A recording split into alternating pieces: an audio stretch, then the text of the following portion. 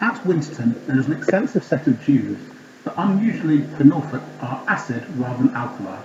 This provides a habitat for really rare species such as the natterjack toad, the dark green fritillary butterfly, and the common orchid dragonfly.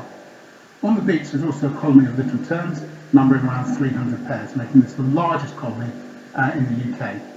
The dunes are created by the interaction of wind, sand, and vegetation.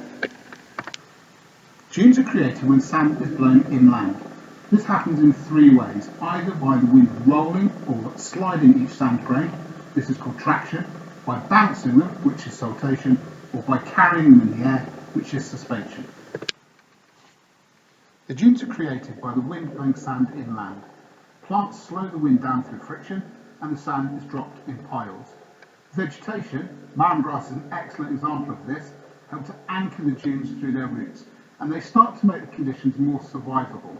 So the pH of the dunes will start to become more neutral, the water supply will increase, and the nutrient level in the soil, or the proto-soil that's starting to form, will get higher. This allows a wider range of plants to start growing in the dunes, and they will then start to outcompete the dune specialists such as marram grass and start to create new and different habitats within the dunes. The first dunes to form are known as embryo dunes.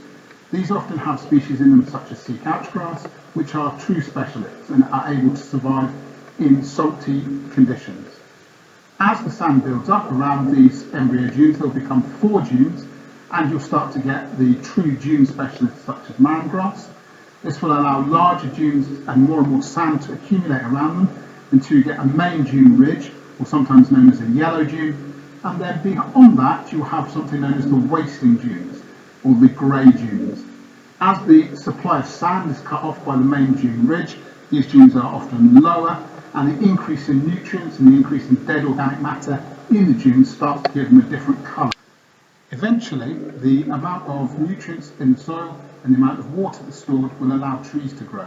These are known as the climatic climax community, and you can see a few of them in the film as we're flying along this area of the coastline. As we pass over the villages of Horsey and Waxham, you'll notice that still dunes beneath us. These have a slightly different appearance here because there's a sea wall on the front edge, meaning that there are no 4 embryo dunes present, and we just start with the yellow or main dune ridge.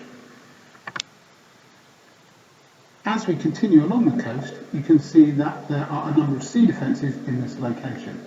The sea wall, as previously talked about, is also joined by some groins, which are there to reduce the amount of longshore drift that is occurring. One side of the groin has some more sand on it, and you can see this pattern on each of the groins as you move along the coastline. These groins are made of riprap, that's a type of granite, and is particularly hard wearing, so as not to need too much maintenance. Up ahead, we can see one of the most controversial parts of the North Norfolk coast and the way that it is managed. There are 4 different strategies that the government can use when it is managing the coast. And if you think of them like a battle, then this tends to help us think about what's going on. So the first aspect of this is advance the line, where you're trying to move the coast out into the sea. That's not seen very much in this country. Hold the line, allow no erosion to occur. Managed retreat or managed realignment, which allows erosion to occur at a managed rate.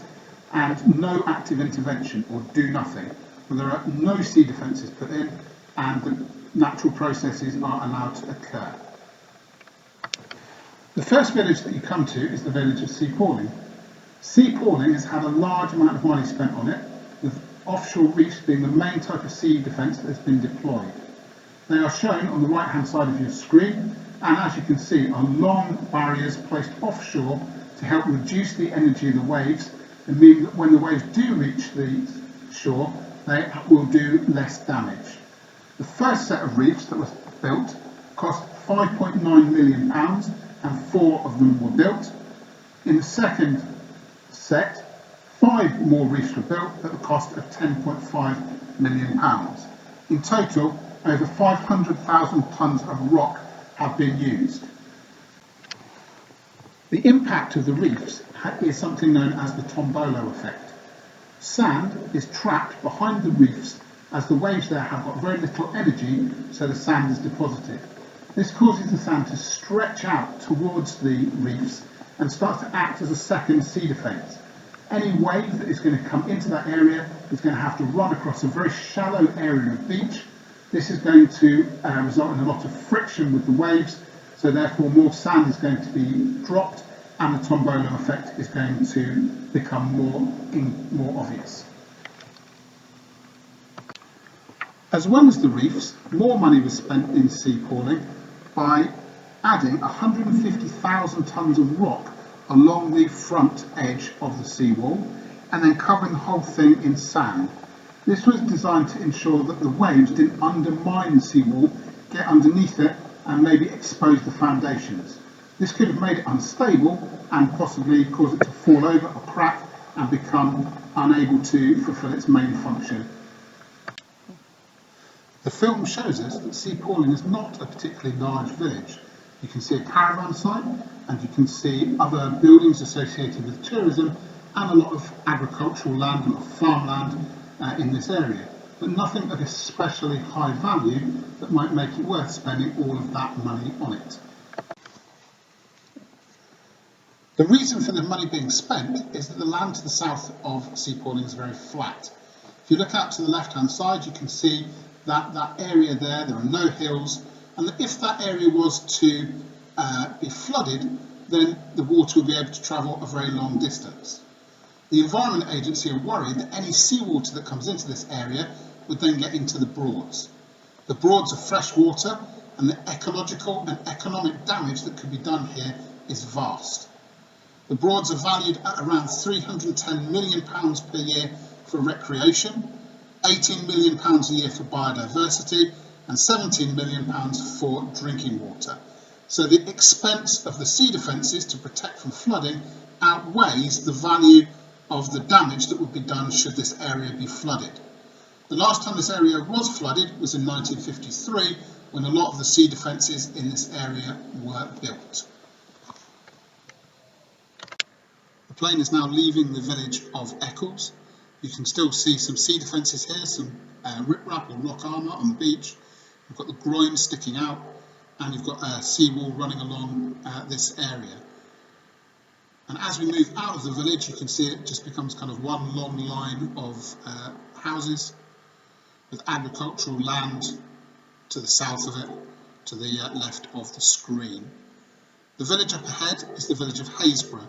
And as we're coming into the village of Haysborough, you'll notice that there's kind of, it looks like a large bite has been taken out of the coastline, where this area has started to erode particularly quickly. This is the end of Beach Road, or what is left of Beach Road, and this area has suffered from erosion over a long period of time. Unlike Sea Palling, Haysborough has had very little money.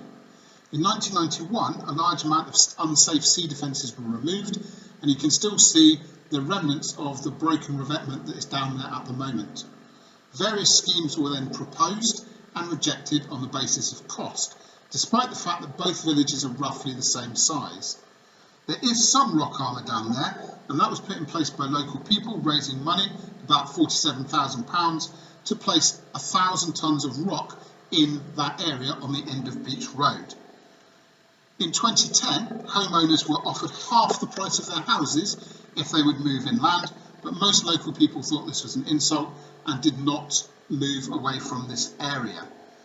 The current plan says that in this area, another 20 to 35 properties will be lost by the year 2105. The discrepancy between this is that Haysborough only suffers from erosion, whereas Sea Palling suffers from flooding. And the amount of money that people are prepared to pay to solve each problem is very different because of the amount of damage that will be caused should the worst happen.